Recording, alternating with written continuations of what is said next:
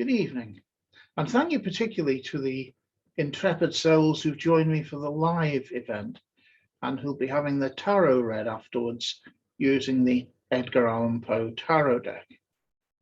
But the readings I'm going to be reciting from his work tonight have been specifically chosen because they all chime in with my Poe-themed magic show, Once Upon a Midnight Dreary. And if you enjoy these tales, you can look forward to that in just a couple of weeks' time. On Sunday, the 3rd of April, there will be a Zoom performance of Once Upon a Midnight Dreary. As I say, the poems and the stories that you hear tonight will be key to the themes of that performance. When we look not only at Poe's tales, but about his life story and how the two wove together and informed each other. Of all the magic shows I do, it is my personal favorite. And if you're lucky enough to be on the Isle of Man, just a few days later, on Friday, the 8th of April, there will be a live performance of Once Upon a Midnight Dreary at Peel Centenary Centre. So links to both of those will be up about the same time you're watching the recording of this video. And I wondered where to begin. But really, there's only one place, isn't there? Both the show and tonight's readings. Once upon a midnight dreary, while I pondered weak and weary over many a quaint and curious volume of forgotten lore, while I nodded, nearly napping, suddenly there came a tapping as of someone gently rapping at my chamber door. "'Tis some visitor," I muttered, tapping at my chamber door. Only this, and nothing more. Distinctly I remember, it was in the bleak December, and each separate dying ember wrought its ghost upon the floor. Eagerly I wished the morrow, vainly I'd sought to borrow from my books surcease of sorrow, sorrow for the lost Lenore, for the rare and radiant maiden whom the angels name Lenore, nameless here forevermore. And the silken, sad, uncertain rustling of each purple curtain thrilled me, filled me with fantastic terrors never felt before, so that now, to still the beating of my heart, I stood repeating, "'Tis some visitor entreating entrance at my chamber door, some late visitor entreating entrance at my chamber door. This it is, and nothing more." Presently my soul grew stronger, hesitating then no longer. "Sir," said I, "or madam, truly your forgiveness I implore, but the fact is, I was napping, and so gently you came rapping, and so faintly you came tapping at my chamber door, that I scarce was sure I heard you." Here I opened wide the door. Darkness there, and nothing more. Deep into that darkness peering, long I stood there, wondering, fearing, doubting, dreaming dreams no mortal ever dared to dream before. But the silence was unbroken, and the darkness gave no token, and the only word there spoken was the whispered word, "Lenore?" This I whispered, and an echo murmured back the word, "Lenore." Merely this and nothing more. Back into the chamber turning, all my soul within me burning. Soon again I heard a tapping somewhat louder than before. Surely, said I, surely that is something at my window lattice. Let me see then what thereat is, and this mystery explore. Let my heart be still a moment, and this mystery explore. 'Tis the wind and nothing more. Open here I flung the shutter, when with many a flirt and flutter, in there stepped a stately raven of the saintly days of yore. Not the least obeisance made he, not a minute stooped or stayed he, but with mien of lord or lady, perched above my chamber door, perched upon a bust of Pallas, just above my chamber door, perched and sat and nothing more. Then this ebony bird beguiling my sad fancy into smiling by the grave and stern decorum of the countenance it wore. Though thy crest be shorn and shaven, thou, I said, art sure no craven, ghastly, grim, an ancient raven wandering from the nightly shore. Tell me what thy lordly name is on the night's Plutonian shore.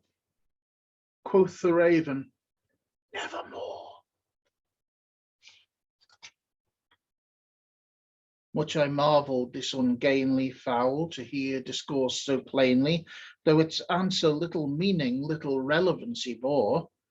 For we cannot help agreeing that no living human being ever yet was blessed with seeing bird above his chamber door, bird or beast upon the sculptured bust above his chamber door, with such name as nevermore.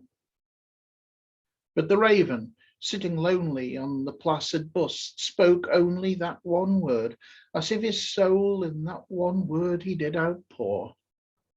Nothing further than he uttered, not a feather then he fluttered, till I scarcely more than muttered, other friends have flown before. On the morrow he will leave me, as my hopes have flown before.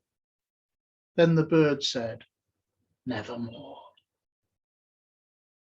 Startled at the stillness broken by reply so aptly spoken, doubtless, said I, what it utters, is it only stock and store, caught from some unhappy master, whom unmerciful disaster followed fast, and followed faster, till his songs one burden bore, till the dirges of his hope that melancholy burden bore, of never, nevermore. But the raven, still beguiling my sad fancy into smiling, straight I wheeled a cushioned seat in front of bird and bust and door. Then upon the velvet sinking, I betook myself to linking fancy unto fancy, thinking what this ominous bird of yore, what this grim, ungainly, ghastly, gaunt, and ominous bird of yore meant in croaking nevermore. This I sat engaged in guessing, but no syllable expressing to the fowl whose fiery eyes now burned into my bosom's core. This and more I sat divining, with my head at ease reclining on the cushion's velvet lining that the lamplight gloated o'er, but whose velvet violet lining, with the lamplight gloating o'er, she shall press, nevermore. Then methought the air grew denser, perfumed from an unseen censer, swung by seraphim whose footfalls tinkled on the tufted floor. Wretch, I cried, thy God hath lent thee, by these angels he hath sent thee, respite, respite and nepenthe from thy memories of Lenore. Quaff, oh quaff this kind nepenthe, and forget this lost Lenore. Quoth the raven, nevermore. Prophet, said I, thing of evil, prophet still, if bird or devil, whether tempter sent or whether tempters tossed thee here ashore, desolate yet all undaunted, on this desert land enchanted, on this home by horror haunted. Tell me truly, I implore, is there balm in Gilead? Tell me, I implore. Quoth the raven, nevermore. Prophet, said I, thing of evil, prophet still, if bird or devil, by that heaven that bends above us, by that God we both adore. Tell this soul with sorrow laden, if within the distant Aidenn it shall clasp a sainted maiden, whom the angels name Lenore. Clasp a rare and radiant maiden, whom the angels name Lenore. Quoth the raven, nevermore. Be that word or sign of parting, bird or fiend, I shrieked up starting, get thee back into the tempest and the night's Plutonian shore. Leave no black plume as a token of that lie thy soul hath spoken. Leave my loneliness unbroken, quit the bust above my door. Take thy beak from out my heart, and take thy form from off my door. Quoth the raven, nevermore. And the raven, never flitting, still is sitting on the pallid bust of Pallas just above my chamber door. And his eyes have all the seeming of a demon's that is dreaming, and the lamplight o'er him streaming throws his shadow on the floor. And my soul from out that shadow that lies floating on the floor shall be lifted nevermore. That, of course, was The Raven, probably Poe's most famous work. And a fitting declaration of the themes of so much of his work.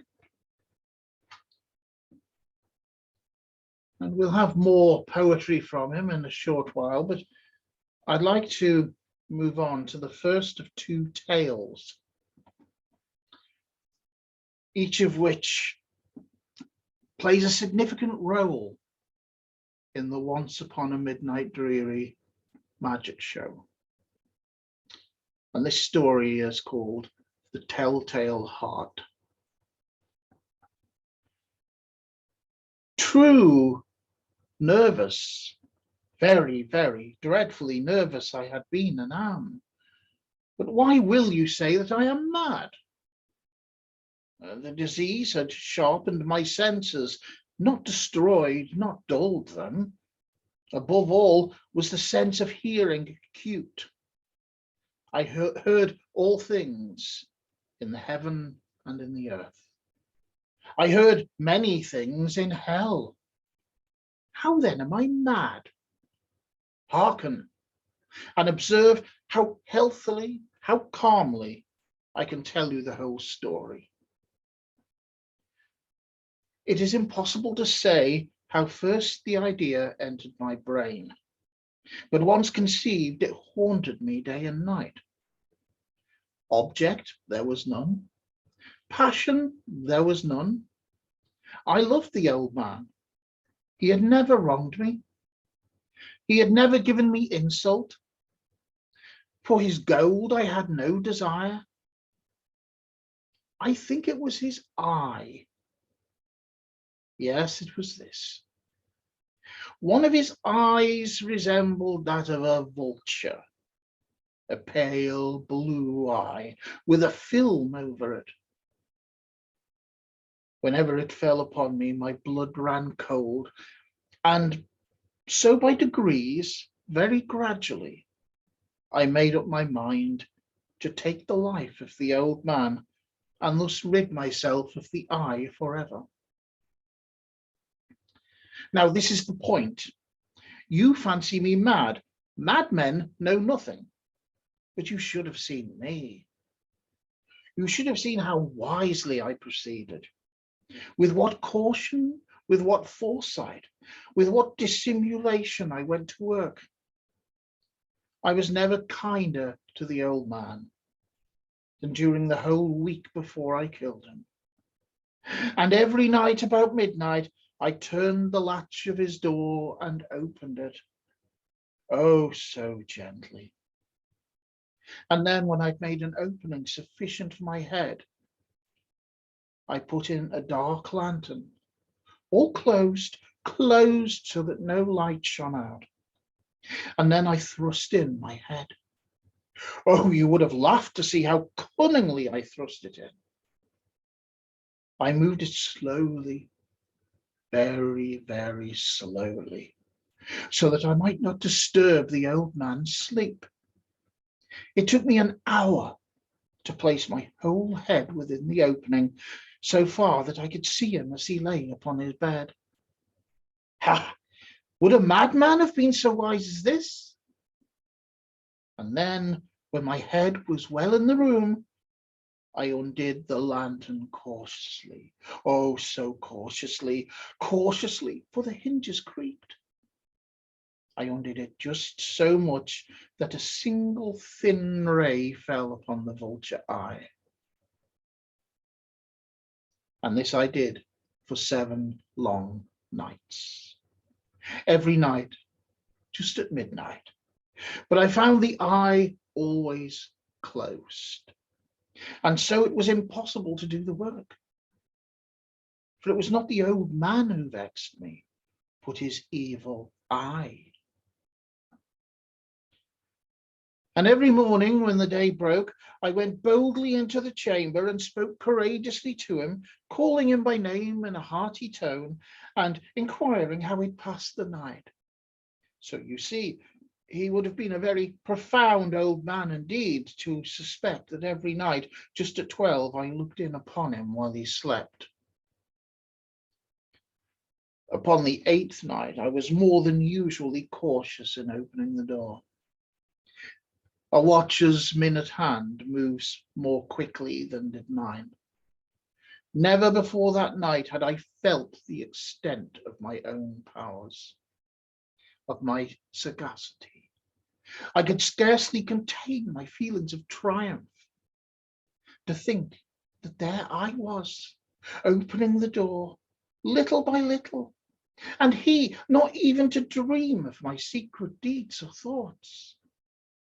I fairly chuckled at the idea, and perhaps he heard me, for he moved on the bed suddenly, as if startled. Now you may think that I drew back, but no. His room was as black as pitch with the thick darkness, for the shutters were close fastened through fear of robbers, and so I knew that he could not see the opening of the door, and I kept pushing on it steadily, steadily. I had my head in and was about to open the lantern when my thumb slipped upon the tin fastening, and the old man cried out, sprang up in bed, "Who's there?" I kept quite still and said nothing. For a whole hour I did not move a muscle, and in the meantime I did not hear him lie down.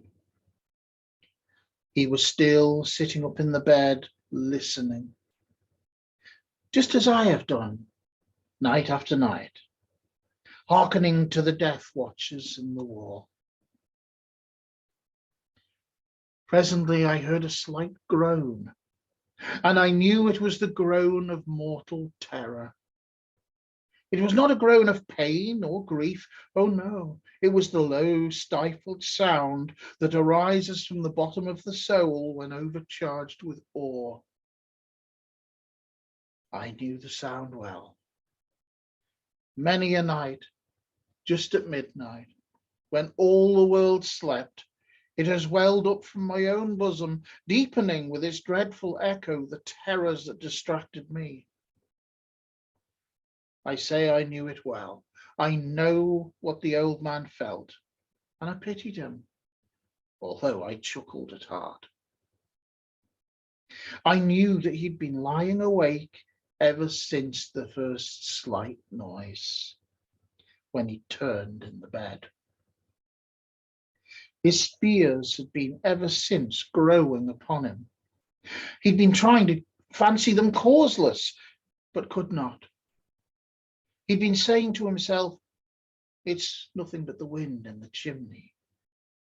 It's only a mouse crossing the floor," or "it is merely a cricket that's made a single chirp." Yes, he's been trying to comfort himself with these suppositions, but he had found all in vain.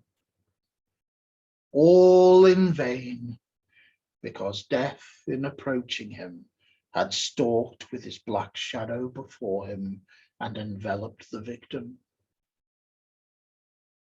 And it was the mournful influence of the unperceived shadow that caused him to feel, although he neither saw nor heard, to feel the presence of my head within the room.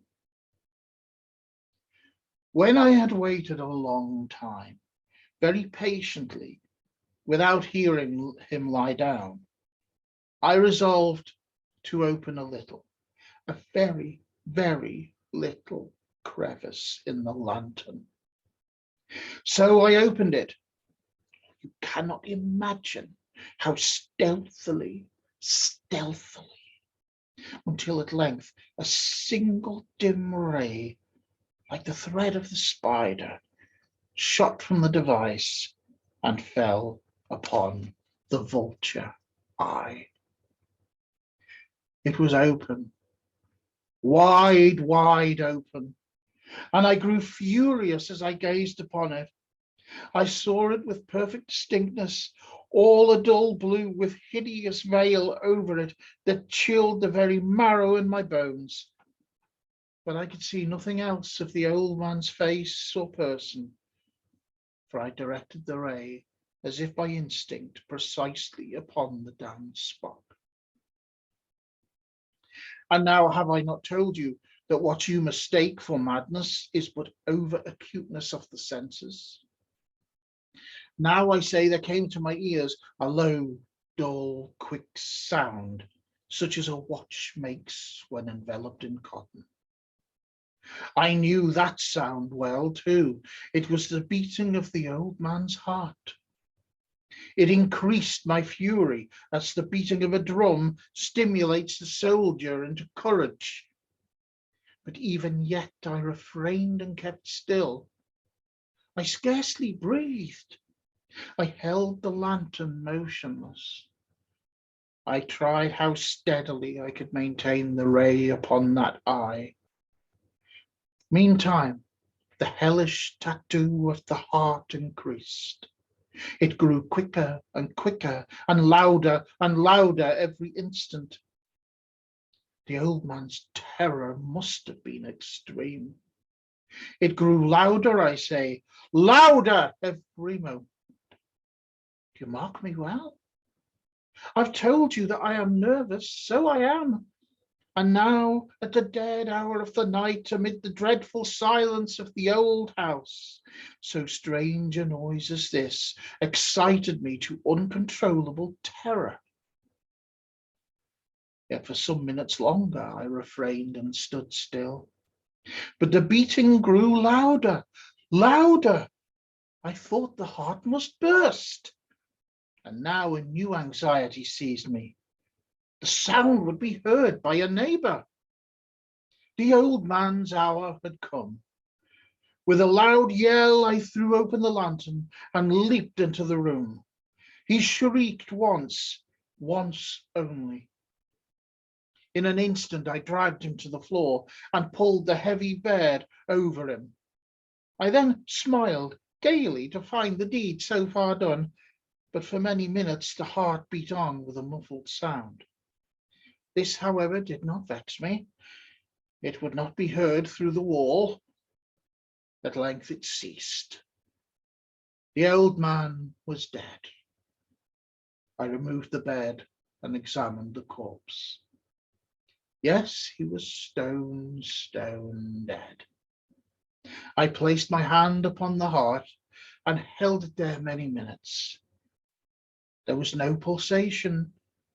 He was stone dead. His eye would trouble me no more. If still you think me mad, you will think so no longer when I describe the wise precautions I took for the concealment of the body. The night waned, and I worked hastily but in silence, First of all, I dismembered the corpse. I cut off the head and the arms and the legs. I then took up 3 planks from the flooring of the chamber and deposited all between the scantlings. I then replaced the boards so cleverly, so cunningly, that no human eye, not even his, could have detected anything wrong. There was nothing to wash out, no stain of any kind, no blood spot whatever. I'd been too wary for that. A tub had caught all. When I'd made an end of these labours, it was 4 o'clock, still dark as midnight. As the bell sounded the hour, there came a knocking at the street door. I went down to open it with a light heart, for what had I now to fear? There entered 3 men who introduced themselves with perfect suavity as officers of the police. A shriek had been heard by a neighbour during the night. Suspicion of foul play had been aroused. Information had been lodged at the police office, and they, the officers, had been deputed to search the premises. I smiled, for what had I to fear? I bade the gentleman welcome. The shriek, I said, was my own in a dream. The old man I mentioned was absent in the country. I took my visitors all over the house. I bade them search well. I led them at length to his chamber. I showed them his treasures, secure, undisturbed. In the enthusiasm of my confidence, I brought chairs into the room and desired them here to rest from their fatigues, while I myself, in the wild audacity of my perfect triumph, placed my own seat upon the very spot beneath which reposed the corpse of the victim. The officers were satisfied. My manner had convinced them. I was singularly at ease. They sat, and while I answered cheerily, they chatted of familiar things. But ere long, I felt myself getting pale and wished them gone. My head ached, and I fancied a ringing in my ears. But still they sat and still chattered. The ringing became more distinct. It continued, and it became more distinct. I talked more freely to get rid of the feeling, but it continued and gained definiteness, until at length I found that the noise was not within my ears. No doubt now I grew very pale, but I talked more fluently and with a heightened voice, yet the sound increased, and what could I do? It was a low, dull, quick sound, much such a sound as a watch makes when enveloped in cotton. I gasped for breath, yet the officers heard it not. I talked more quickly, more vehemently, but the noise steadily increased. I arose and argued about trifles in a high key and with violent gesticulations, but the noise steadily increased. Why would they not be gone? I paced the floor to and fro with heavy strides, as if excited to fury by the observations of the men, but the noise steadily increased. Oh God, what could I do? I foamed, I raved, I swore. I swung the chair upon which I'd been sitting and grated it upon the boards. But the noise arose over all and continually increased. It grew louder, louder, louder, and still the men chatted pleasantly and smiled. Was it possible they heard not? Almighty God, no, no. They heard, they suspected, they knew. They were making a mockery of my horror. This I thought, and this I think. But anything was better than this agony. Anything was more tolerable than this derision. I could bear those hypocritical smiles no longer. I felt that I must scream or die. And now again, hark, louder, louder, louder, louder. Villains, I shrieked, dissemble no more. I admit the deed. Tear up the planks here, here. It is the beating of his hideous heart.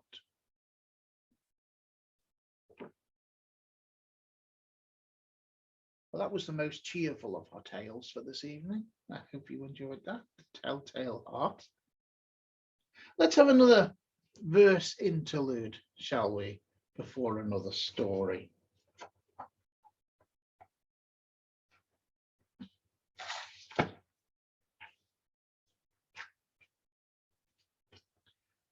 Many of Poe's tales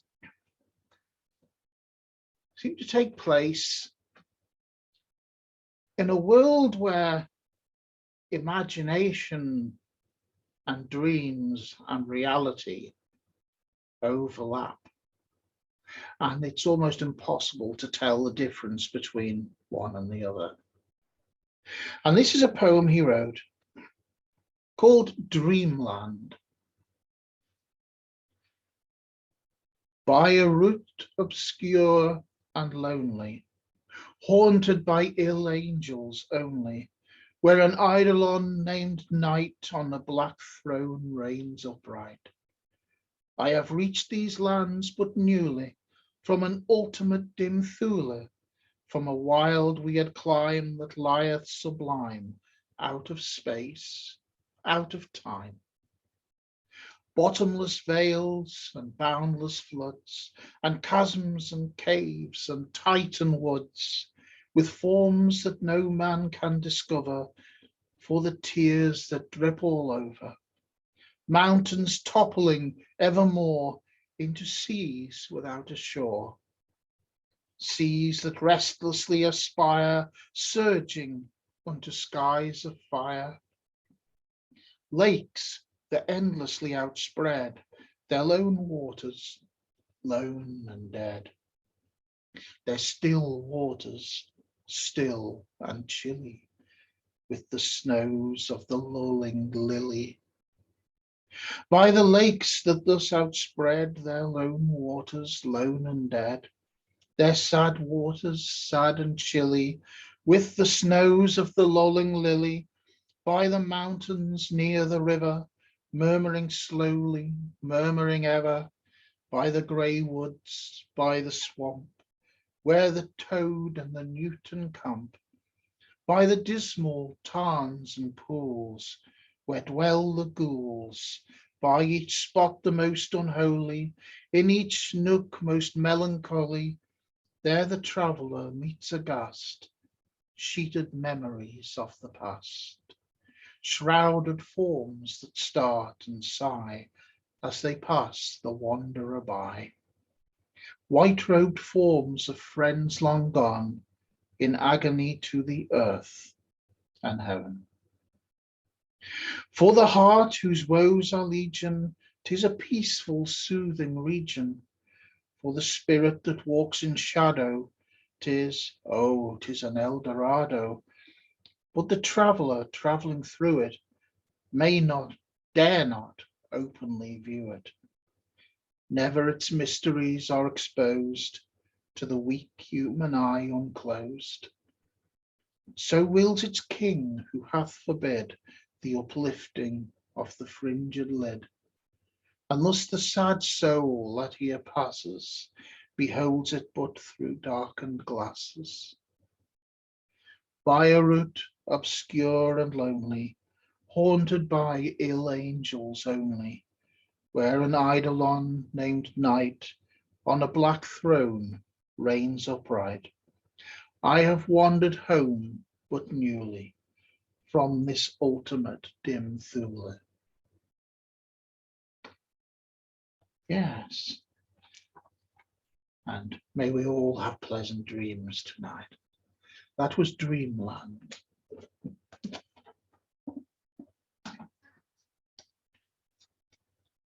Another story, and one which is absolutely central to the narrative of Poe's own life story, as we explore in detail in the Once Upon a Midnight Dreary show. This next tale is The Masque of the Red Death. The Red Death had long devastated the country. No pestilence had ever been so fatal or so hideous. Blood was its avatar and its seal, the redness and the horror of blood. There were sharp pains and sudden dizziness, and then profuse bleeding at the pores with dissolution. The scarlet stains upon the body, and especially upon the face of the victim, were the pest ban which shut him out from the aid and from the sympathy of his fellow men.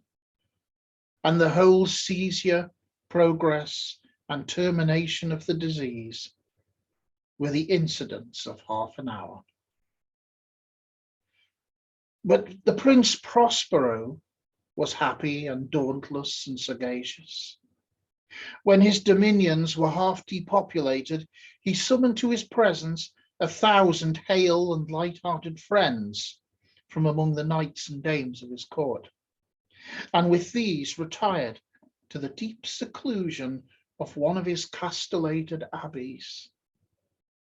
This was an extensive and magnificent structure, the creation of the prince's own eccentric yet august taste.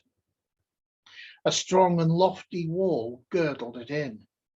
This wall had gates of iron. The courtiers, having entered, brought furnaces and massy hammers and welded the bolts.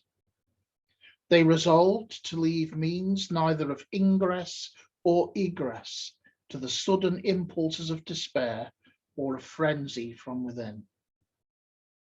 The abbey was amply provisioned. With such precautions, the courtiers might bid defiance to contagion. The external world could take care of itself. In the meantime, it was folly to grieve or to think. The prince had provided all the appliances of pleasure. There were buffoons, there were improvisatori, there were ballet dancers, there were musicians, there was beauty, there was wine. All these and security were within. Without was the Red Death. It was toward the close of the 5th or 6th month of his seclusion, and while the pestilence raged most furiously abroad, that the Prince Prospero entertained his 1,000 friends at a masked ball of the most unusual extravagance. It was a voluptuous scene, the masquerade. But first, let me tell of the rooms in which it was held. There were 7, an imperial suite. In many palaces, however, such suites form a long and straight vista, while the folding doors slide back nearly to the walls on either hand, so that the view of the whole extent is scarcely impeded. Here the case was very different, as might have been expected from the Duke's love of the bizarre. The apartments were so irregularly disposed that the vision embraced but little more than one at a time. There was a sharp turn at every 20 or 30 yards, and at each turn a novel effect. To the right and left, in the middle of each wall, a tall and narrow Gothic window looked out upon a closed corridor which pursued the windings of the suite. These windows were of stained glass, whose colour varied in accordance with the prevailing hue of the decorations of the chamber into which it opened. That at the eastern extremity was hung, for example, in blue, and vividly blue were its windows. The second chamber was purple in its ornaments and tapestries, and here the panes were purple. The third was green throughout, and so were the casements. The fourth was furnished and lighted with orange. The fifth with white. The sixth with violet. The seventh apartment was closely shrouded in black velvet tapestries that hung all over the ceiling and down the walls, falling in heavy folds upon a carpet of the same material and hue. But in this chamber only, the colour of the windows failed to correspond with the decorations. The panes here were scarlet, a deep blood colour. Now, in no one of the 7 apartments was there any lamp or candelabrum, amid the profusion of golden ornaments that lay scattered to and fro or depended from the roof. There was no light of any kind emanating from lamp or candle within the suite of chambers. But in the corridors that followed the suite, there stood opposite to each window a heavy tripod bearing a brazier of fire that projected its rays through the tinted glass and so glaringly illumined the room. And thus were produced a multitude of gaudy and fantastic appearances. But in the western or black chamber, the effect of the firelight that streamed upon the dark hangings through the blood-tinted panes was ghastly in the extreme, and produced so wild a look upon the countenances of those who entered, that there were few of the company bold enough to set foot within its precincts at all. It was in this apartment also that there stood against the western wall a gigantic clock of ebony. Its pendulum swung to and fro with a dull, heavy, monotonous clang. And when the minute hand made the circuit of the face and the hour was to be stricken, there came from the brazen lungs of the clock a sound which was clear and loud and deep and exceedingly musical, but of so peculiar a note and emphasis that at each lapse of an hour, the musicians of the orchestra were constrained to pause momentarily in their performance, to hearken to the sound. And thus the waltzers perforce ceased their revolutions.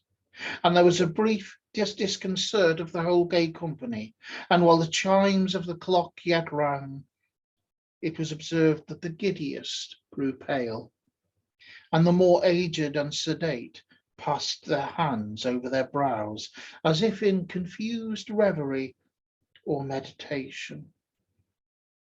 But when the echoes had fully ceased, a light laughter at once pervaded the assembly. The musicians looked at each other and smiled, as if at their own nervousness and folly, and made whispering vows, each to the other, that the next chiming of the clock should produce in them no similar emotion. And then, after the lapse of 60 minutes, which embrace 3,600 seconds of the time that flies, there came yet another chiming of the clock, and then were the same disconcert and tremulousness and meditation as before. But in spite of these things, it was a gay and magnificent revel. The tastes of the Duke were peculiar. He had a fine eye for colours and effects. He disregarded the decora of mere fashion. His plans were bold and fiery, and his conceptions glowed with barbaric lustre. There are some who would have thought him mad. His followers felt that he was not. It was necessary to hear and see and touch him to be sure that he was not. He had directed in great part the movable embellishments of the 7 chambers upon occasion of this great fete, and it was his own guiding taste which had given character to the masqueraders. Be sure they were grotesque. There were much glare and glitter and piquancy and phantasm, much of what has been since seen in Hernani. There were arabesque figures with unsuited limbs and appointments. There were delirious fancies such as the madman fashions. There was much of the beautiful, much of the wanton, much of the bizarre, something of the terrible, and not a little of that which might have excited disgust. To and fro in the 7 chambers there stalked, in fact, a multitude of dreams. And these, the dreams, writhed in and about, taking hue from the rooms, and causing the wild music of the orchestra to seem as the echo of their steps. And anon there strikes the ebony clock which stands in the hall of velvet. And then for a moment, all is still, and all is silent save the voice of the clock. The dreams are stiff frozen as they stand, but the echoes of the chime die away. They've endured but an instant, and a light, half-subdued laughter floats after them as they depart.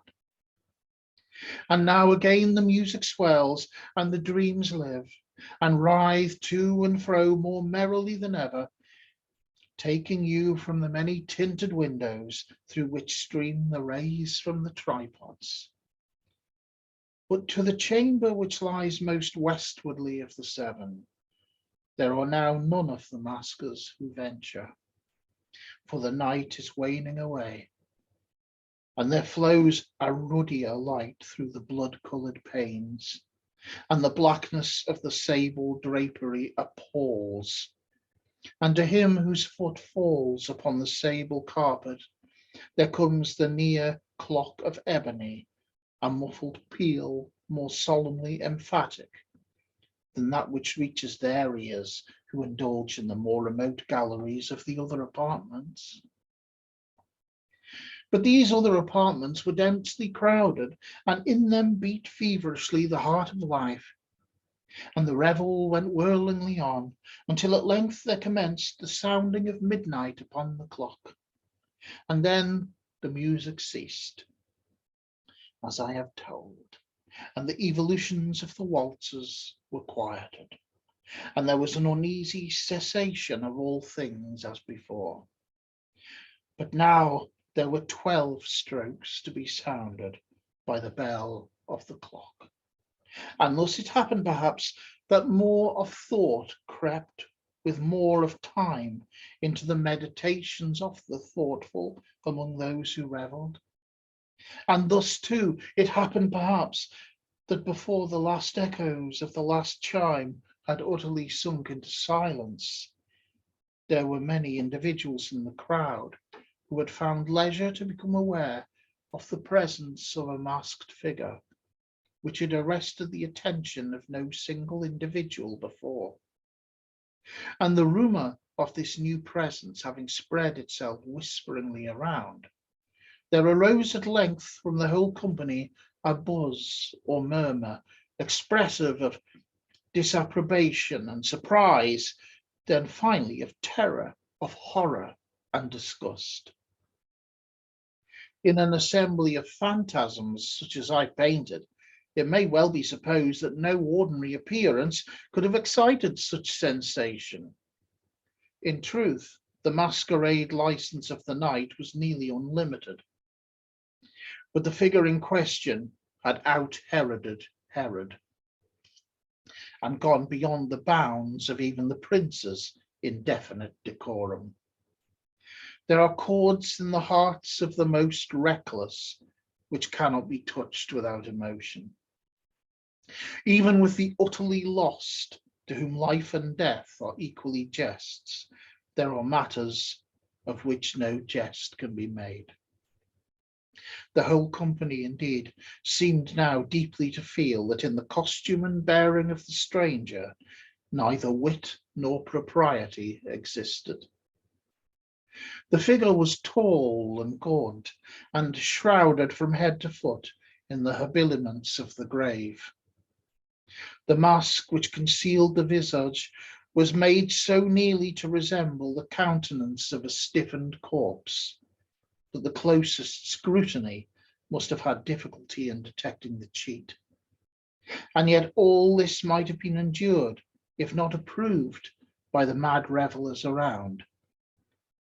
But the mummer had gone so far as to assume the type of the Red Death. His vesture was dabbled in blood, and his broad brow, with all the features of the face, was besprinkled with the scarlet horror. When the eyes of Prince Prospero fell upon this spectral image, which, with a slow and solemn movement, as if more fully to sustain its role, stalked to and fro among the waltzers, he was seen to be convulsed in the first moment with a strong shudder, either of terror or distaste, but in the next his brow reddened with rage. "Who dares?" he demanded hoarsely of the courtiers who stood near him. "Who dares insult us with this blasphemous mockery? Seize him and unmask him, that we may know whom we have to hang at sunrise from the battlements." It was in the eastern or blue chamber in which stood the Prince Prospero as he uttered these words. They rang throughout the 7 rooms loudly and clearly, for the prince was a bold and robust man, and the music had become hushed at the waving of his hand. It was in the blue room where stood the prince, with a group of pale courtiers by his side.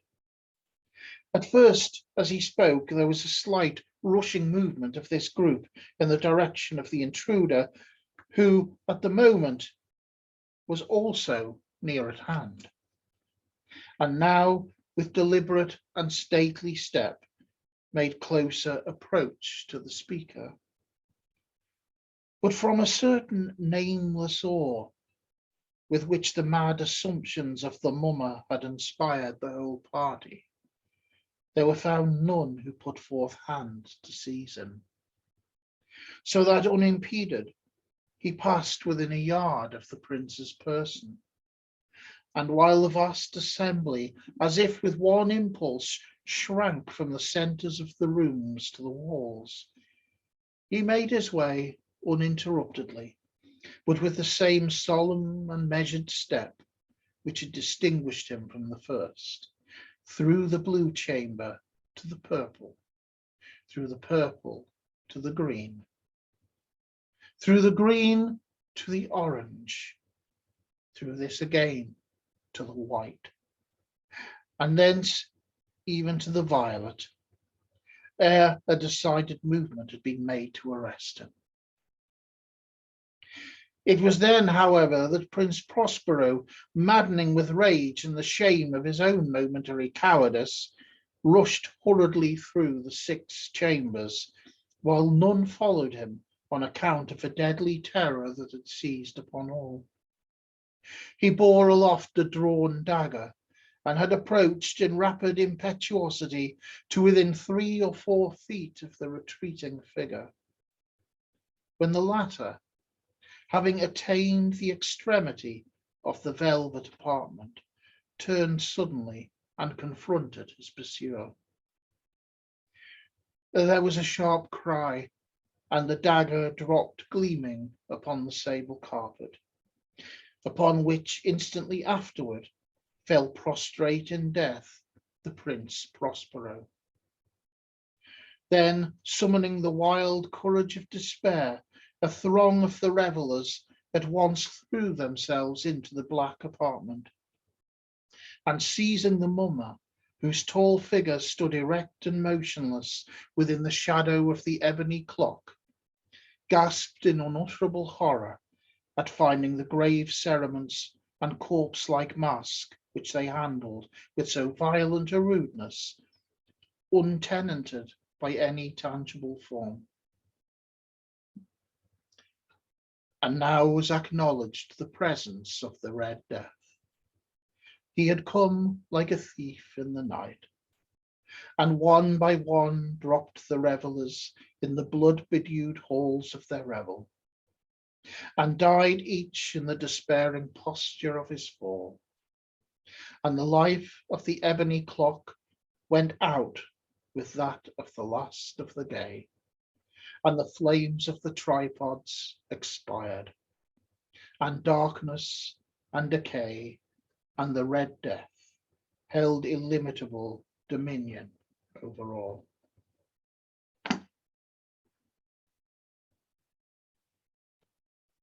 A macabre story, to be sure, but one that held a very real meaning for Poe, and was in many ways an exorcism of his own grief.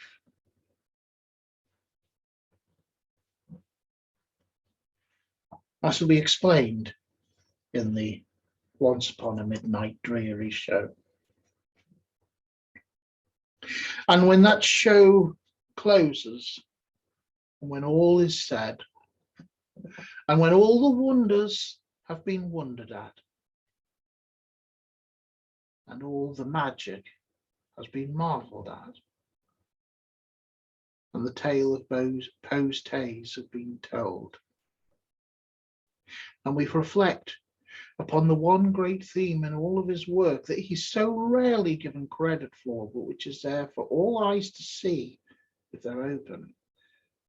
The theme that love is stronger than death.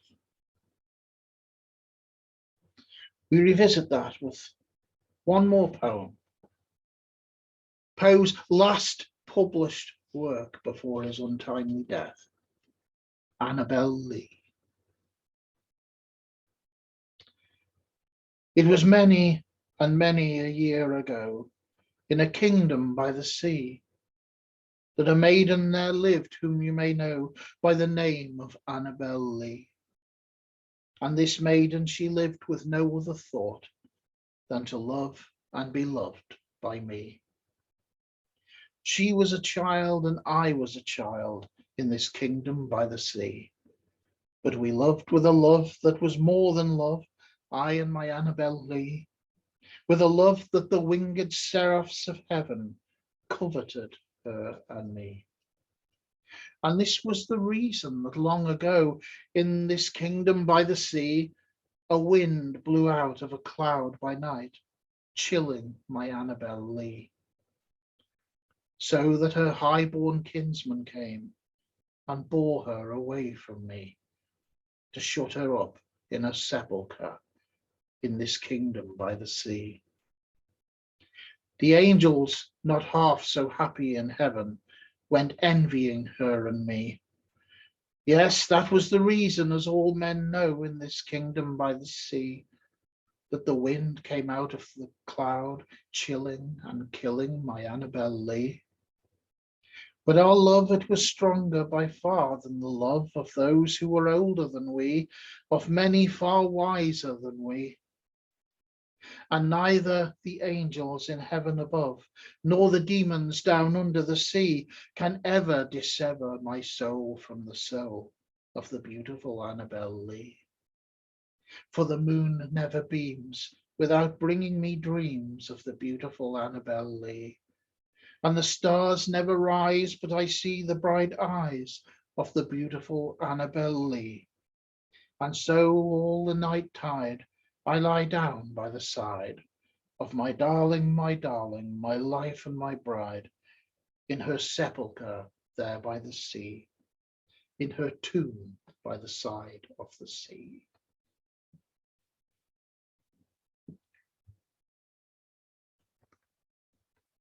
Thank you for listening. I hope you've enjoyed this little collection of works by Edgar Allan Poe. If you'd like to know more about them, the shows are coming up on the 3rd of April on Zoom, and on the 8th of April in a live performance at Peel Centenary Centre. The ticketing details will be on my Facebook page and in a comment under the YouTube video shortly after these videos are uploaded.